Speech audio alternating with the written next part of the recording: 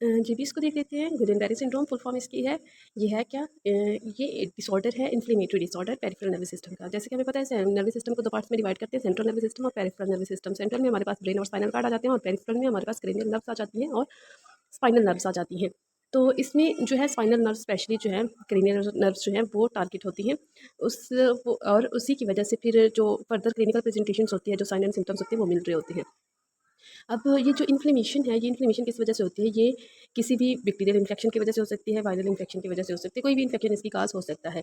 अब जब ये डेवलप हो जाती है, पेरिफेरल नर्व टारगेट्स हो जाती हैं, तो जो हमें specific sign and symptoms GBS में मिलते हैं, उसमें जो है रैपिड ऑनसेट होता है नमनेस का, वीकनेस, और यही वीकनेस जो है पैरालिसिस को भी लीड कर सकते हैं। मतलब शुरू में हो सकता है पेरिसिस, पेरिसिस मतलब वीकनेस हो, और अगर ये वीकनेस और ज़्यादा हो गई पैरालिसिस की तरफ भी लीड कर सकती है।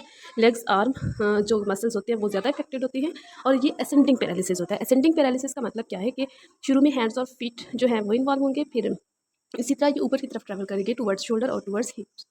इसके अलावा जो ब्रीदिंग मसल्स है, रेस्पिरेटरी मसल्स, वो भी पैरालिसिस में जा सकते हैं और फेस के मसल्स भी जा सकते हैं।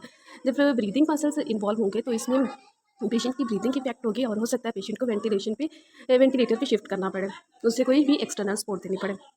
और जब फेस मसल्स इन्वॉल्व होंगे तो उससे एपेजिया हो सकता है, उसकी स्पीच जो डिस्टर्ब है वो हो सकती है, या फिर उसे उसकी ड्रोलिंग हो सकती है, ये माउथ एंगल की डेविएशन हो सकती है। एक साइड बॉडी की भी इफेक्ट हो सकती है या फिर बोथ साइड्स भी इफेक्ट हो सकते हैं, डिपेंड करता है इन्फ्लेमेशन कितनी नर्व्स को टारगेट कर रही है। बिकॉज अननोन में मोस्टली कोई ना कोई वही इन्फेक्शन ही होता है, बैक्टीरियल, वायरल या fungal. We do know that about 50% of the cases occur shortly after a microbial infection. वही some as simple and common as the flu or food poisoning.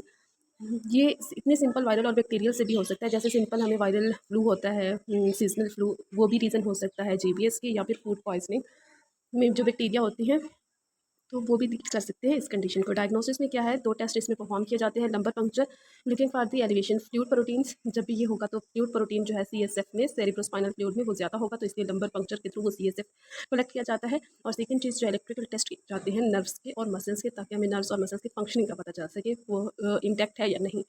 Treatment में most newly diagnosed patients are admitted to the ICU, क्योंकि ये sudden होता है और severe onset इसका होता है, तो इसलिए आईसीयू में पेशेंट को जो है शिफ्ट किया जाता है to monitor breathing and other body functions.